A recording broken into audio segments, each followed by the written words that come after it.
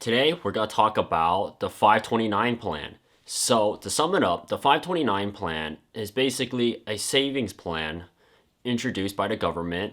So, they're looking for ways that how you can bring in money and save money throughout your education from K to 12. So, the most important thing is when I looked at this plan, and the same time is the first thing I thought is, have you ever found out or felt like really anxious about the rising cost of education? Of course, I made in previous videos, education is going up in cost, without a doubt, a fact. And so far, based on my notes here, they're saying that this plan is bringing like another option for a limited amount of choices for the burden of student loans. For example, Biden's like student loan forgiveness plan. How did that work out?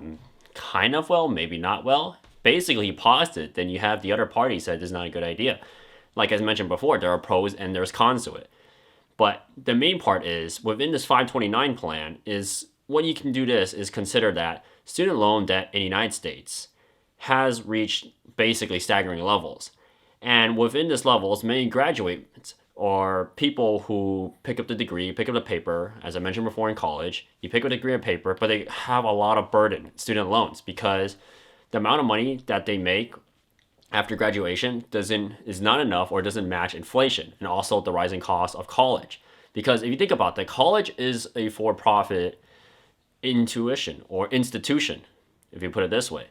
Because you go to college, they're there to make money from you. And for them, when they make the money, they're hoping that you are getting your job.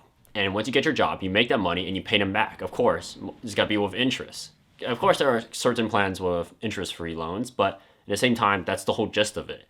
So what is this 529 plan that was currently introduced? And there's not too much articles talking about it. Like, for example, Investopedia was talking about it. And I decided to do some digging. And we look into it. What is really weird at is there is similar plans to this, but this hits a little bit differently. For example, the plan for 529 is a specialized savings account designed to help for future education expenses. So we put it this way, in my terms, is saying invest in your future, invest in your kids by primarily college or university costs. So they're telling me is to open a savings or brokerage account, in this case, with whatever the federal government is trying to do and put your money into there so they can hold onto your money. And I'm going to assume they have someone to make sure to fight against inflation and bring up the cost. Fight against inflation and make money so you at least like even out with against the cost of inflation, which is about 2% a year, which that's what they're targeting for. So this is not going to be enough to incentivize people like me or including yourself as my audience, which you guys should click the subscribe button down below. But out of all serious cases, why would you put your money in this 529 plan when it's barely just being introduced and there's a lot of rules and regulations? Why just take your money and put it in stocks? You can ask that type of question. Why can I put my money elsewhere? Why did this plan?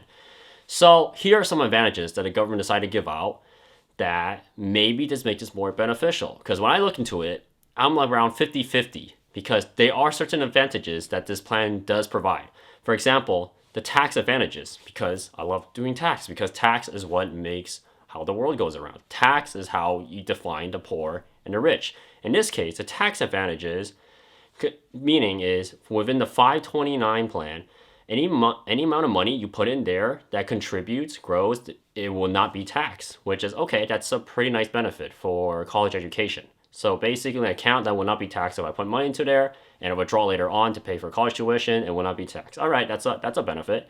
Now looking at number 2, the flexibility. So the flexibility is most likely it's probably controlling how you spend your money. So instead of spending your money elsewhere, you can probably invest your money into your children. So that is a nice benefit. But at the same time, it's not really super convincing because within this plan, you also have the power to create a financial safety net for their education, which personally, if you have enough discipline, you can do it yourself. So they're saying that whether it's college or vocational training, K-12 schooling, these plans are used for a wide range of educational expenses. So when they mention education expenses, then what is it targeting? That's another question you have to ask if you are looking into the 529 plan. And number three, you're looking at investment options because the 529 plan is an investment plan for your children. Now, what are investment options you have there? So looking at investment options, like imagine you have a toolbox full of options. For example, the 529 plan just offered that investment choices ranging from conservative to aggressive. As I mentioned in previous videos, you can be very aggressive investing or very conservative. Personally, I prefer to have a mix of both. At least you dilly dab in both of them and find which one's most comfortable for you.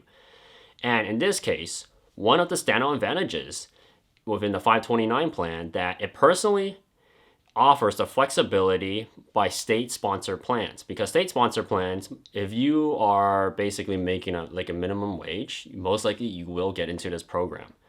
So you are also not confined to the home state's plan, meaning that you have the freedom to handpick the plan within this group that aligns with your goals, that's another benefit for this 529. Now, going down to number 4 is the beneficiary changes. So first, you got the flexibility, you got tax-free, and you have options to choose within this plan. Now, let's look at the beneficiary parts. Is it totally worth it? So they mentioned that if you have, let's use an example. For example, you have one child decides to go on a different path. So you have more than one children. One decides to go this way, and the other one decides to go that way. Now, how does this plan apply? Now, you wish to support both of them together. So they state that within this 529 plan, you have the flexibility to change the beneficiary. Okay. It's like having a versatile financial tool in your toolkit. That is actually another bonus. And if they allow you to do that with the 529 plan, meaning is you have children that, let's say, want to study fine arts. The other one wants to be an accountant or lawyer or doctor. Then if the plan wasn't flexible, then you can only pick one or the other. Then what's the point of putting money in the 529 plan? But if it covers both sides, which in this case it does, I see another bonus to that.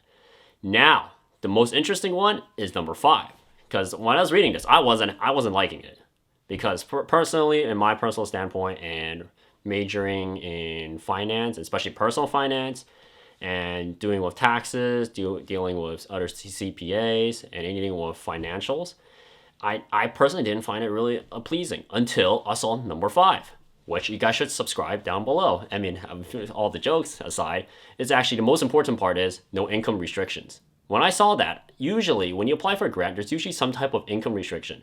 So let's say, for example, you want to get a grant, apply for a grant for a government contract. So they provide you the money, a grant, like let's say $20 million to your EV car company. Then you have to mention what's the reason why.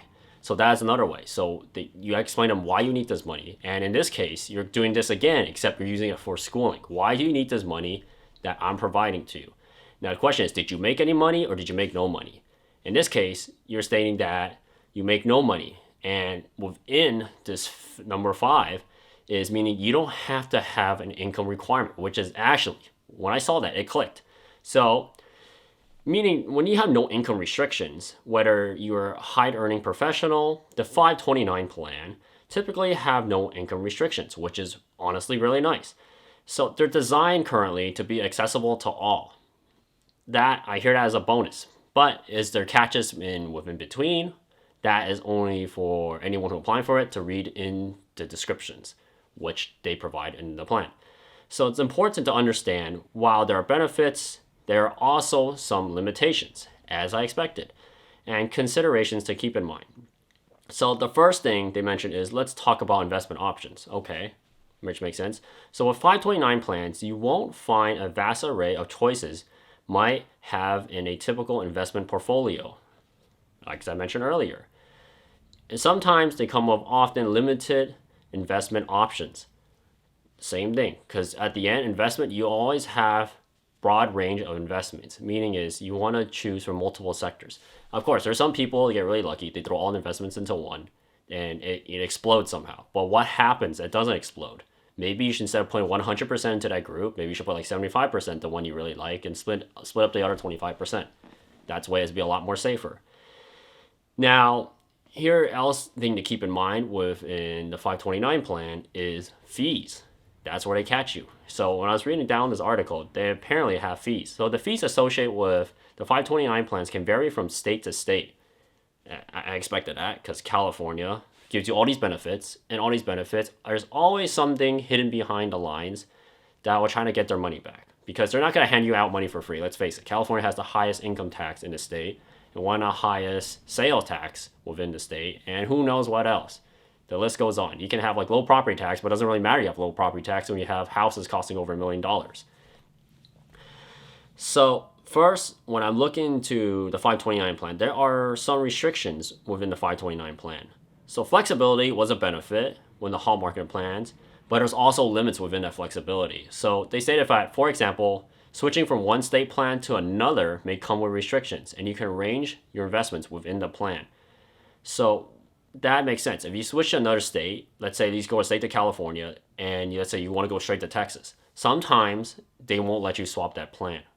What happens, you want to transfer another college. So let's say your plan was used for arts major. You want to do arts in California, but it's too expensive. And you going down to Dallas, Texas to find another college there that's more cheaper. And maybe the plan can cover all of it. Sometimes, depending on the rules and regulations, it might block that off. So you got to be wary of that if you're going to apply for this plan. So it's also really important to recognize that within the 529 plan, it can vary based on state. Each state has its own rules. As I mentioned earlier, be very careful when you apply for government grants. Read between the lines before you apply for them, just in case. If you don't read it, they're mostly going to reject you. And to reject you, then you have to go for that process once again, which I'm pretty sure no one wants to do that for your children. So in conclusion, now looking at this 529 plan, it's a very valuable tool for education and savings. Now, is it really beneficial? That is where you have to ask yourself. Do you want to put money in this government pre-planned payment group, which there's only, personally, I don't see really two benefits. Is you don't have to pay taxes when you withdraw them, and they didn't really mention in anything fighting against inflation, which is a little bit suspicious, but the no tax right there, that basically really covers it right there.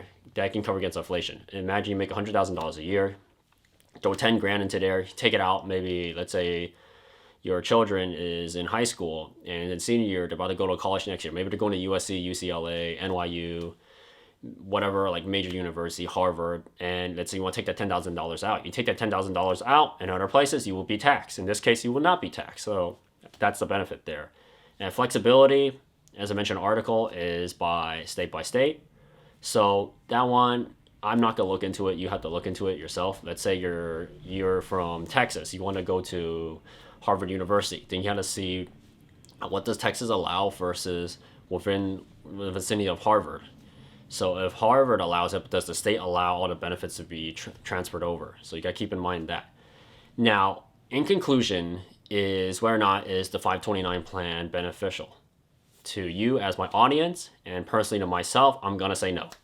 And the reason why is, besides the no taxes, and I mentioned all these flexibility, you can do a lot better yourself with that money. Instead of let your money sit there, you can use that money and time to invest in a new business. Let's say that you want to save your money for children for college. Instead of spending, let's say your children's in first grade, and you're prepping them from, let's say, go to a private university that's going to cost $200,000 for medical degree. Instead of spending your time and just sitting there, letting your money just basically lose against inflation, why don't you invest in stocks, invest in business, invest in some type of cryptocurrency, start up a new corporation or company, try something to earn more income instead of putting that income in this 529 plan and let it stagnate. Now, if you do it that way, you have a chance to become successful. If you become successful, then your money's going to grow exponentially. When it grows exponentially, because all you have to do is succeed one time in business. You succeed one time. You will fail a bunch of times, but as long as you succeed one time, you are set. In this case, for a college case, and this 529 plan, personally, I think it's a joke. And honestly, if you have the choice, and a lot of people who don't understand about finance, that in finance world, there are choices you have to make. And personally, this adds another choice into the plate. If they provide money, for example, let's say this was a financial aid grant where you apply for it, if you're a low income family, they give the money to you, I will definitely apply for that. But in this case, you have to put your own money into that plan. It's like opening your own personal savings account. But savings account, they forgot to tell you, they doesn't make money. Even to give you that interest is so little, they give you a penny, a year? How are you gonna eat? You can't even buy a drop of water of that. So you pick your plan and you pick how you want to manage your savings account, and especially in this case, looking at the 529 plan, how you want to manage your expenses for your children in the future. This is honestly up to you. I personally think this is a totally waste of time, but I had to cover it because the government is trying to get people to go back to school, try to get people to save money. And personally, there's a lot of other methods to do it. Like I mentioned, maybe offer like students or workers financial education. For example, subscribing down to my channel. If you did something like that, then you'll understand that this plan, this 529 plan, is great. It's a good option. It's only for people who don't want to basically step out their comfort zone. So that's it for this video. I'll see you guys next time. And make sure you guys subscribe down below. I post videos every Monday, Wednesday, Friday, 6 a.m. Pacific Standard Time. So if you guys are interested for other types of topics, for example, this 529 plan, make sure you comment down below. Comment down below. I'll make a video topic on it. I'll see you guys next time.